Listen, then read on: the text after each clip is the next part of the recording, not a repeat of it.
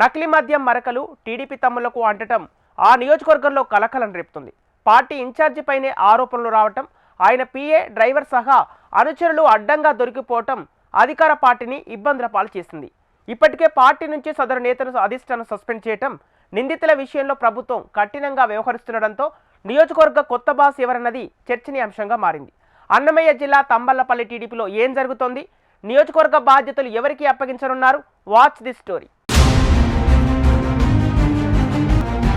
అన్నమయ్య జిల్లా ములకల చెరువులో నకిలీ మద్యం తయారీ గుట్టురట్టవటం తెలుగుదేశం పార్టీలో కలకలం రేపింది. తంబళ్లపల్లి నియోజకవర్గ పార్టీ ఇన్ఛార్జిగా కొనసాగుతున్న జయచంద్రారెడ్డితో పాటు ఆయన ముఖ్య అనుచరులు అరెస్టు కావడంపై ఆందోళన వ్యక్తమవుతోంది. ములకల చెరువులోని కట్టా సురేంద్రనాయుడు ఇంట్లో కొంతకాలంగా పెద్ద ఎత్తున నకిలీ మద్యం తయారు చేస్తున్నట్లు గుర్తించిన ఎక్సైజ్ అధికారులు నిందితులను అదుపులోకి తీసుకున్నారు. రాష్ట్ర వ్యాప్తంగా సంచలనం రేపిన ఈ కేసులో ప్రధాన నిందితులుగా తంబళ్లపల్లి టీడీపీ ఇన్ఛార్జ్ జయచంద్రారెడ్డితో పాటు పిఏ రాజేష్, డ్రైవర్ అస్రష్ సహా పలువురు ముఖ్య అనుచరులు నిందితులుగా ఉన్నారు. ముందు నుంచి విదేశాల్లో మద్యం వ్యాపారం చేస్తున్న జయచంద్రారెడ్డికి ఇందులో ప్రమేయం ఉందని గుర్తించిన టీడీపీ అధిష్టానం ఆయనను వెంటనే పార్టీ నుంచి సస్పెండ్ చేసింది. 2024 ఎన్నికల ముందు స్థానికంగా నెలకొన్న పరిస్థితుల్లో రాజకీయాల్లోకి వచ్చిన జయచంద్రారెడ్డి నారా లోకేష్ యువగళం పాదయాత్ర సందర్భంగా పార్టీలో చేరారు. ములకల చెరువుకు చెందిన జయచంద్రారెడ్డికి పార్టీ గత ఎన్నికల్లో తంబళ్లపల్లె టికెట్ కేటాయించింది. ఎన్నికల్లో వైసీపీ అభ్యర్థి పెద్దిరెడ్డి ద్వారకానాథ్ రెడ్డి చేతిలో ఓటమి పాలయ్యారు. అనంతరం పార్టీ నియోజకవర్గ ఇన్ఛార్జిగా కొనసాగుతున్నారు. అంతకుముందు పార్టీ ఇన్ఛార్జిగా మాజీ ఎమ్మెల్యే శంకర్ యాదవ్ కొనసాగారు. 2014లో పార్టీ తరపున ఎమ్మెల్యేగా గెలిచిన శంకర్ యాదవ్ 2019లో ద్వారకానాథ్ రెడ్డి చేతిలో ఓటమి పాలయ్యారు.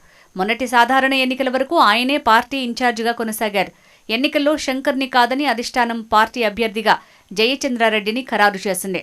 తాజాగా పార్టీ నుంచి ఆయన్ని సస్పెండ్ చేయడంతో పార్టీ పగ్గాలు ఎవరికి అప్పగించనున్నారు అన్న చర్చ జోరుగా సాగుతోంది.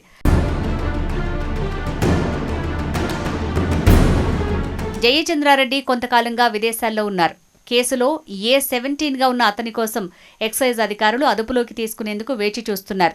సంచలనం రేకెత్తించిన నకిలీ మద్యం కేసులో అధికారులు మొత్తం 23 మందిని నిందితులుగా పేర్కొన్నారు. వారిలో ఇప్పటికే 13 మందిని అరెస్టు చేశారు. మరో 9 మంది పరారీలో ఉండగా A17గా ఉన్న డి జయచంద్రారెడ్డి విదేశాల్లో ఉన్నారు. కేసులో A1గా ఉన్న జనార్దన్ రావు విదేశాల నుంచి వచ్చి లొంగిపోయారు. జయచంద్రారెడ్డి ప్రస్తుతం సౌత్ ఆఫ్రికాలో ఉన్నట్లు సమాచారం. ఆయనకు మొత్తం 8 దేశాల్లో మద్యం వ్యాపారాలు ఉన్నాయట. ఎప్పుడు ఇండియాకు వస్తారో అని ఎక్సైజ్ అధికారులు వేచి చూస్తున్నారు. బెంగళూరు, ఇతర ప్రాంతాల్లో పలు టీంలు మకాం వేసినట్లు సమాచారం. తంబళ్లపల్లి టీడీపీ ఇన్ఛార్జి పదవి కోసం మాజీ ఎమ్మెల్యేలతో పాటు పలువురు సీనియర్ నేతలు తమ వంతు ప్రయత్నాలు సాగిస్తున్నారట.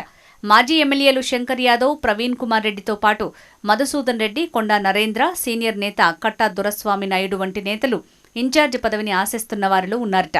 ఇటీవల టీడీపీ రాష్ట్ర అధ్యక్షుడు పల్లా శ్రీనివాస్ యాదవ్ని పలువురు నేతలు వారి అనుచరులతో కలిసి తమకు అవకాశం కల్పించాలని కోరారట.